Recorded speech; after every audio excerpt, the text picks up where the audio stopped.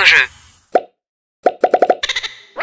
On vous présente les derniers jeux qu'on a essayés. On commence avec 3000 Truands, qui est un jeu pour 2 à 4 joueurs, des parties de 60 à 90 minutes pour 12 ans et plus. C'est un jeu de bluff avec un petit côté là, construction d'engins. J'ai bien aimé ça. En fait, la façon que ça fonctionne, c'est qu'on a des cartes style poker dans nos mains. Fait qu'on a, à chaque manche, on a 4 cartes qu'on va jouer. On va jouer les 4 cartes. Et pour faire une action, dans le fond, à notre tour, on doit faire une action. Puis les actions, c'est ce qui est sur nos plateaux personnels. Fait que dans le fond, si je joue une carte devant le 4, mais là, je vais pouvoir, comme on la joue cachée comme ça, je vais pouvoir faire l'action qui va me faire gagner 4 $. La twist du jeu, c'est qu'on n'est pas obligé nécessairement de jouer un 4. On peut tricher d'un certain sens. Mettons que je n'avais pas de 4 dans ma main, je le voulais faire, je pourrais la mettre quand même ici. Mais là, tous les autres joueurs, eux, ils vont pouvoir, s'ils pensent que je mente, ils vont pouvoir envoyer leur homme de main de leur couleur là, sur la carte.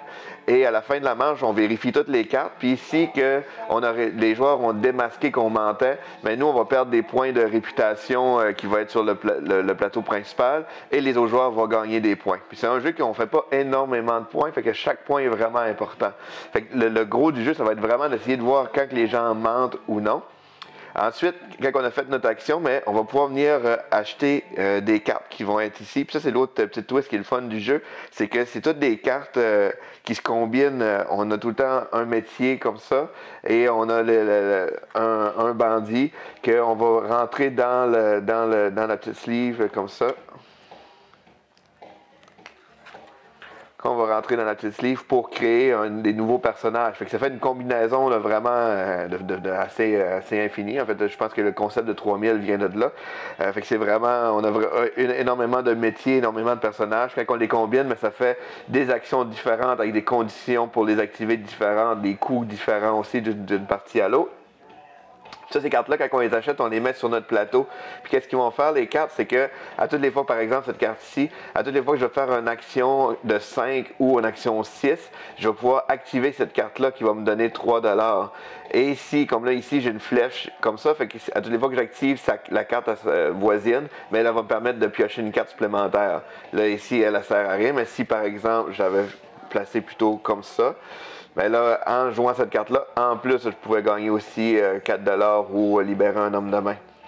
L'autre dynamique du jeu qu'on va faire énormément, c'est que le but du jeu, en fait, pour faire le gros des points, c'est d'aller voler des trésors qui est caché dans des coffres comme ça. Et ils ont toutes des valeurs différentes, puis chaque zone a les valeurs disponibles. Comme ici, on a 2 trésors de 3, 3 de 4, 1 de 5, et ainsi de suite. Comme ici, il y a des 2, mais il y a aussi un 7. Quand on peut faire des actions pour aller juste jeter un œil à un coffre, et qu'on regarde la valeur du coffre, et ensuite on peut mettre un jeton, on doit mettre un jeton dessus. Si on met un jeton de la même valeur que le coffre, comme ici c'est un 2, si je mets un 2 et qu'un joueur vient chercher ce coffre-là, le joueur, à la fin de la partie, va faire le 2 points, mais il va faire aussi un point pour chaque jeton de la même valeur. Fait que ça vient rajouter dans la dynamique de bluff parce que si je viens trouver un gros trésor, je regarde la carte ici, je viens mettre un 7, mais là, on hésite, est-ce que c'est vraiment un 7 qui est dessous? Fait que ça qu'on peut voir ou qu'on prend une chance, puis on s'en va le voler tout de suite comme ça. Fait que ça peut aider à justement là, un peu mêler les autres joueurs. Fait que c'est vraiment un jeu qui a énormément de bluff dedans à plusieurs niveaux, mais ça reste très stratégique comme jeu. Puis moi j'ai bien aimé ça, c'est quand même assez léger. Il y a un mode standard, il y a aussi un mode avancé qu'on joue sur 3 phases. Qui est plus complet. On joue un petit peu plus avec le côté engin, surtout pour 2 à 3 joueurs, mais il joue bien là, à 2 ou 3 joueurs ou jusqu'à 4 joueurs. Donc c'était 3000 truands. On a aussi Codex Naturalis, qui est un jeu pour 2 à 4 joueurs, 7 ans et plus, les parties d'environ 25 minutes. C'est un jeu tout simple, un peu de casse-tête. Chaque joueur va créer sa configuration de cartes comme ça. Fait que on a un marché au centre, mais chaque joueur va placer ses cartes. Puis à notre tour, dans le fond, c'est simple, on joue une carte et après ça, on va en piocher une. Quand on joue une carte, on doit la mettre pour cacher un coin d'une carte. Ou ça peut être plusieurs, mais sur des cartes différentes. Parce que je ne peux pas juste cacher ces deux-là. Mais si, par exemple, on était comme ça ici, mais là, vu qu'elle a 2 coins, mais là, je pourrais jouer ma carte comme ça ici. En fait, je pourrais jouer cette carte-là comme ça. Il y a des cartes les cartes de base n'ont pas de contraintes, mais les cartes plus tard vont avoir des contraintes, comme celle-ci par exemple. Elle, pour la jouer, je dois avoir au moins 3 champignons de visibles et au moins une plante comme ça, au moment que je la joue. Fait que là, par exemple, je pourrais jouer avant cette carte-là. Fait que là, maintenant, j'ai 3 champignons disponibles, j'ai au moins une plante, donc je pourrais jouer cette carte-là qui va me donner 2 points à la fin de la partie. Donc, c'est vraiment simple comme ça, mais c'est quand même un beau casse-tête, puis c'est une belle course au point parce que c'est dès qu'un joueur atteint 20 points, ça déclenche la fin de la manche, fait qu'il faut être attentif à ce que les autres joueurs jouent par rapport aux cartes qui vont donner des points par rapport aux différents objectifs. Donc on aurait bien aimé ça, c'est très, très facile à prendre en main, mais c'est vraiment un beau petit jeu là, de casse-tête, de portatif dans une belle petite boîte en métal. On a aussi essayé PR de City, qui est un jeu pour 1 à 4 joueurs, 14 ans et plus, les parties d'environ 60 minutes. C'est ceux qui connaissent le jeu PR de la mer du Nord, c'est sensiblement le même jeu, mais avec des petites différences. C'est un peu comme si c'était PR de la mer du Nord avec des extensions. On retrouve le même principe, c'est qu'on va avoir... là, c'est un principe de placement d'ouvriers. À notre tour, c'est qu'on va placer notre ouvrier dans un endroit libre pour faire une action. Fait que si, par exemple, je viens jouer ici avec un bonhomme bleu, ça va me donner 3 $ de la réserve.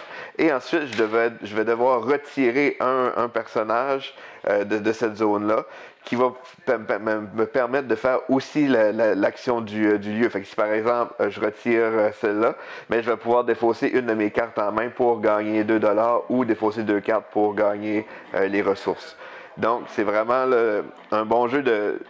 Ça amène une belle stratégie de je veux le placer dans un certain endroit pour aller retirer dans un autre endroit. C'est vraiment le fun.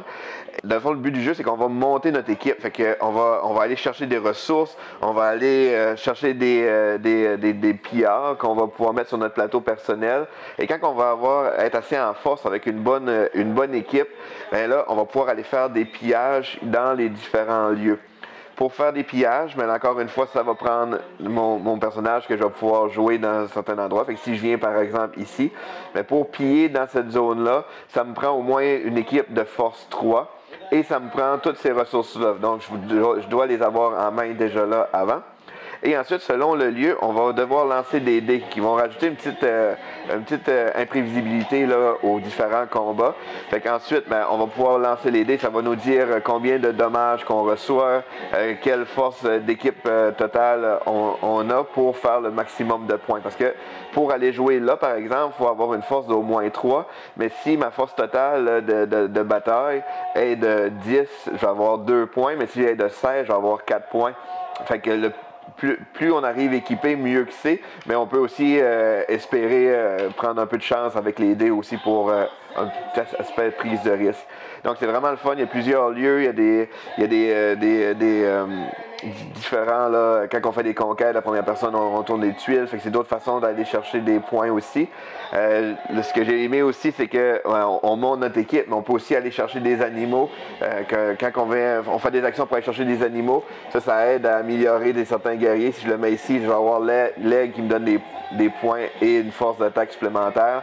Fait que c'est vraiment un jeu super bien monté. C'est très stratégique, mais c'est pas trop difficile à prendre en main. Puis il y a beaucoup de possibilités, une belle variété là, dans le jeu. Là. Puis en plus, le matériel est super. Les pièces sont déjà en métal, c'est même pas un ajout, avec vraiment des belles composantes. Donc c'est PR de City. Lis le jeu.